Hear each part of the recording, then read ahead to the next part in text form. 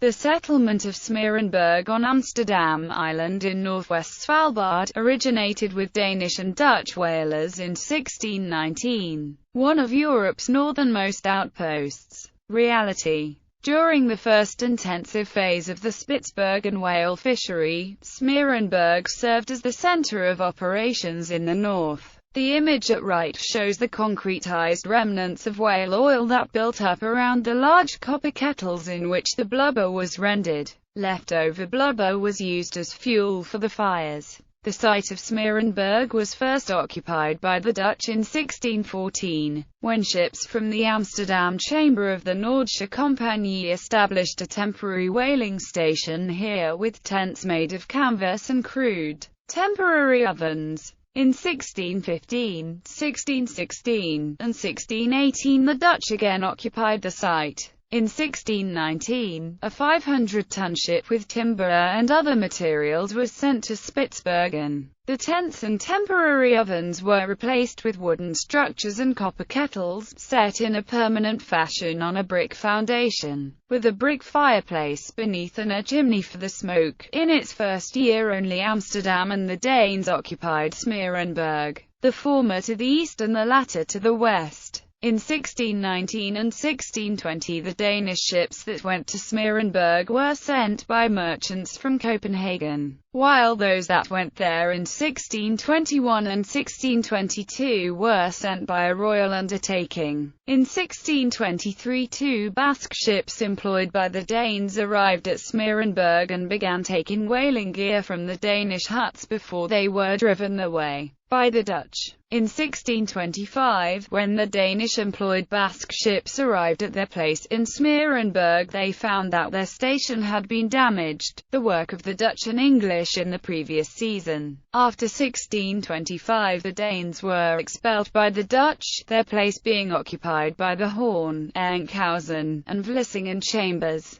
By 1626, there were 5 big huts at Smeerenburg, and by 1633 all the chambers of the Northern Company were represented at the settlement. In its heyday, Smeerenburg was made up of 17 buildings, including a fort at its center, built in or before 1631, to ward off the Danish and other interlopers. The alleys between the buildings were cobbled with drainage gullies, allowing the men to walk dry-shod. There were 7 double ovens situated in front of the buildings. Amsterdam had 3 of the buildings and 2 of the double ovens, while to the west were the stations of the Middelburg, Veer, Vlissingen, Enkhuizen, Delft, and Horn chambers. During this time there were as many as 200 men working ashore, boiling blubber into oil, flensing whales, and coopering casks to pour the oil into. Following the destruction of a Dutch station in Jan Mayen by Danish-employed Basque ships in 1632, the Dutch sent 7 men, led by Jacob Segus van der Bruges, to overwinter at Smeerenburg in 1633–34. All 7 men survived, prompting another wintering by another group of 7 sailors in 1634–35. Unfortunately, all of them died, and the experiment was abandoned.